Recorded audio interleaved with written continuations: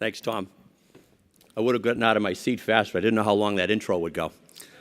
I did think with Charlie Baker, though, Governor Baker, Needham High and then Harvard, the one comment you made, Tom, about the shorts. My kids still comment when they see the pictures of how they say, Dad, those really looked ridiculous.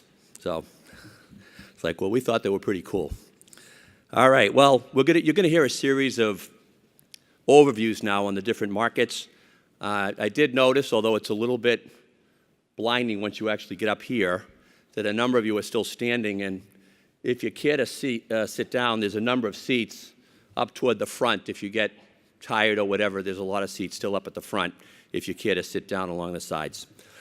Okay, but thanks again, Tom, and another outstanding turnout for our annual market overview. I think the over-under is turning out to be 1,000 people for these events, and I think when the market's a little slower, I think we've had turnouts that are less than 1,000. I think a year like last year, which was a very good year, we were right around 1,000, and I know this year it's really a record turnout where we had over 1,500 people sign up for this overview, so it's a sign of a very good time. But it's been a very dynamic year in Boston in 2015, the year we just finished. Record-breaking growth, sales, rental rates, new construction, and migration to the city. The transformation of the seaport leads the way in terms of placemaking, which was the nice video that you just saw. Consider the new headquarters for Goodwin and Price Waterhouse and a variety of tech firms with a backdrop of 1.75 million square feet of new office construction, as well as residential, hotel, retail amenities. The seaport is turning into the new neighborhood of Boston. However, the downtown financial district, as you hear more during this Boston overview, was really the MVP this past year if we were to give out trophies. A variety of traditional and technology companies leased space in the city, and investors bought Class A and B assets across the city.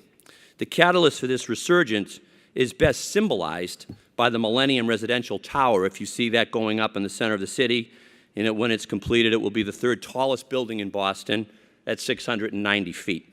The center of the city is vibrant again with new residents, retailers, and commerce. The Back Bay was somewhat quiet in 2015 as it began the year with low single-digit vacancy in the Class A market. But this 24/7 market has the cachet for a variety of both professional and financial service firms and others. Rents on the upper floors of selective towers have been the highest in the city and have topped $80 per square foot. The amenities, access, public transportation, and mix of space on the commercial side as well as residential and retail provides a very attractive location and place to be. Let's take a look at the key headlines for 2015. And as we look at the year, several things really stood out. Obviously, with the news we've just heard and with the governor joining us here this afternoon, GE's decision to relocate its global headquarters to the Boston Seaport, which was just announced, and you heard from the governor, tops the list. As you'll hear later from Doug Jacoby when he gives his investment roundup, the premium sale of 500 Boylston and 222 Berkeley in the Back Bay by Equity offers two Oxford properties, Canadian-based, for $1.3 billion, highlights the strong investor interest in Boston. And also recently announced just this week, Putnam's forward commitment to 100 Federal Street. It was just announced 250,000 square feet in the new retail plaza planned on Congress Street by Boston Properties. And the Globe's planned relocation to 53 State Street after half a century on Morrissey Boulevard in Dorchester. Times are really changing. And lastly, the purchase of One Channel Center, occupied by State Street in the Seaport, not far from where we are right now, by Tishman Speyer for over $300 million. These are game changers representing big moves, sales, and investments in this very hot market. Let's take a look at the key stats. The key takeaways for this dynamic market: single-digit vacancy at 8.9% and the best net absorption in 25 years at 2.1 million square feet. So if you're at a cocktail party or if you're on an elevator and you say, I went to Collier's Market Overview, what was one of the key things for Boston? Best net absorption in 25 years at 2.1 million square feet could be your quick statement. Also, the 5-year average in Boston at 1.4 million square feet is the best we've ever had. This was led by the Financial District, which I said was the MVP, at 1.3 million square feet, or 2/3 of this total. And 20 of the last 22 quarters have shown positive net absorption in the city.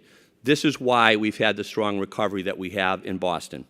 The resulting rents have risen, as you might expect, by 10 to 20%, depending on the segment of the market. As we look at the ranges for Class A, B, and new construction, it's difficult to find quality Class A space for less than $50 per square foot, or Class B space for under $40 per square foot, or high-end Class A space with a view, or new construction where the rent would begin with a 6 in front of the figure. And Class B rents, in some cases, in this area, in the Seaport, and the Brick and Beam being one good example, can be more expensive than low-rise Class A tower space, which is a new trend unfolding. To better understand the tower market, we analyze 40 buildings with 20 floors or more comprising 30 million square feet in the city. The vacancy rate above and below the 20th floor gives us a good gauge of the tightness in the Class A market. As you can see, the vacancy rate above and below floor 20 is in the single digits. The high-rise floors have been single-digit during this several-year recovery. However, the low-rise has been a different story. In the Financial District, the vacancy rate was 12% just a few years ago, and it has made the biggest recovery over the past several years to 3%, attracting companies from Boston, Cambridge, and the suburbs with attractive rental values, and that's where a lot of the leasing has taken place. 2015 was another strong leasing year with over 5 million square feet of signed leases. Interesting to note, the Financial District led the way with 2.5 million square feet, or half of this total. The Seaport was the runner-up with 700,000 square feet of signed leases. 4 of the top transactions were in the healthcare industry, which is interesting, with Children's Hospital at the top leasing 250,000 square feet at the Landmark Center near Fenway Park. 4 of the top 10 were traditional firms, led by BNY Mellon's renewal at 1 Boston Place and Putnam's planned move to 100 Federal Street. And 2 were technology companies expanding, LogMeIn and the Seaport, and relocating. Autodesk, we'll touch on that in a minute, with migration from Waltham coming in to the Seaport. This list of the top 10 represents 30% of the total velocity for 2015. We currently have 4 million square feet with 200 tenants actively looking at market options, which we typically have around 3 million square feet. 5 of the top 10 tenants are from the TAMI industries, technology, advertising, media, and information, which have been a huge growth driver in Boston. Akamai tops this list in the ultra-tight Cambridge market. Joe Flaherty will talk about Cambridge in a minute, and they have, over the past number of months, considered both Cambridge and Boston options. WeWork Labs continue to expand and incubate innovative startup tech companies. The Globe has committed to 53 State Street. McCarter & English, a law firm, will renew its lease in the city. 1 million square feet, or 25% of the overall tenants in the market list, are technology firms. And as you look at the screen, you can see Escastle and Rue La La up on the board with companies like BNY Mellon to show you the technology companies.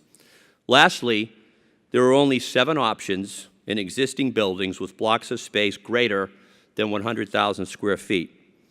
So larger companies, as they plan ahead, will be looking at a rather diminishing list of bigger options, and new developments are certainly coming into play in terms of consideration. Well, as we've said, a major trend has been migration, the movement by tenants into the city, and we've heard it to get the talent and the look at the rich labor pool that happens to be in the city. We thought one way to illustrate this is that you can see that recruiting some of the new millennials changes the game a little bit, and you have to get more creative. I don't know if you can tell, but they're up in a plane here, and it looks like the millennial's about to jump out, and the 2 recruiters are saying, we've got to find another way to do this. And I was told today that on top of the millennials' heads are GoPros. Now, does everyone in the room know what a GoPro is? Show of hands. I can't see all of you, but I just learned today, and that's the way to video what you're doing. I don't think I'd want to jump out, nor would I want to video that on the way. In terms of these companies, companies like Autodesk and Continuum have decided to relocate to the seaport from Waltham and Newton for this attractive talent. And we're tracking about 1 million square feet of companies considering a move to Boston. Companies like Red Hat in Westford, Anderson Krieger, Brattle Group, and Crico from Cambridge, and of major significance, GE. And as you know, GE is planning to relocate right into the seaport for its new global headquarters, which is great news. New developments. Let's take a look at them. Price Waterhouse at 101 Seaport, about a block away from where we are right now, and Samuel's development in the Fenway have just opened their doors. Projects are under construction. Boston Properties in the Back Bay with 888 Boylston. 100 Northern Ave, Goodwin's building, right near us as well, and 121 Seaport and 140 Northern Ave, which is Pier 4, have broken ground with, on a speculative basis. We haven't seen that in over 10 years. Permitted projects such as Boston Properties at North Station, as Brian Coop just mentioned, they call the project now the Hub on Causeway, has broken ground on the retail and low-rise podium space at the base of a 500,000 square foot office building. Another large group of developments are in the proposal phase with the BRA. Not all of these will get approved in this cycle, but the activity is as strong as we've seen it, and we kind of highlight Shafaro's Harbor Garage project, which a proposed 700,000 square foot office tower on Boston's Greenway, which is a great kind of thoroughfare through the city now. It's attractive. That project also fronts on the water. Financing can be put in place if an anchor tenant is secured for a portion of these assets, and large companies, as I said, will consider these buildings over the next few years as large blocks of space in existing buildings become more scarce. Well, let's project ahead, and as we do it, we envision a tightening single-digit vacancy rate environment. At 8.9% today, we've assumed 1 million square feet of net absorption, half of what happened last year, which is a good year in Boston. We project that over the next few years, and if that happens, and we think it will, we'll see the vacancy rate drive towards 6%.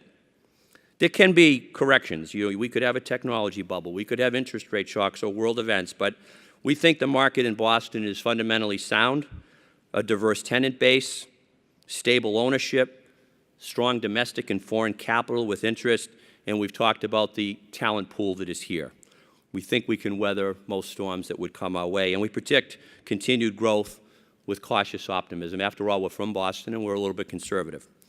And as we look at the final slide, we would like to make a few predictions.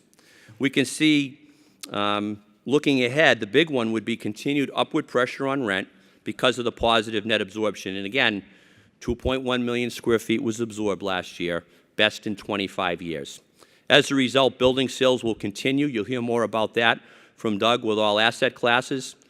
We may see more speculative development because of this demand cycle we're in. And the workplace, which you're hearing a lot about, will continue to evolve and play a key role, and it played a key role in GE's decision to be here. And I guess we want to show you another quick blurb. You've heard of different BYOB, and in this case, BYOD, because layouts today are much more open, and I don't think I go through too many days where we don't hear the word collaboration. So in the future, a company may have to have a policy about bringing your own desk to work, BYOD. So those are some of the changes that are taking place, the statistics, some of the key events, and hopefully that gave you a good snapshot and sets the table for some of the discussion we're having today about our various markets. So with that said, I'd like to turn our attention to Cambridge and introduce my partner, Joe Flaherty, who will discuss the Cambridge market, which I think as you hear Joe, I've heard Joe talk in certain years where the market was doing okay, doing very well, and it's as positive, Joe, as I've ever heard you talk about the Cambridge market. Joe Flaherty.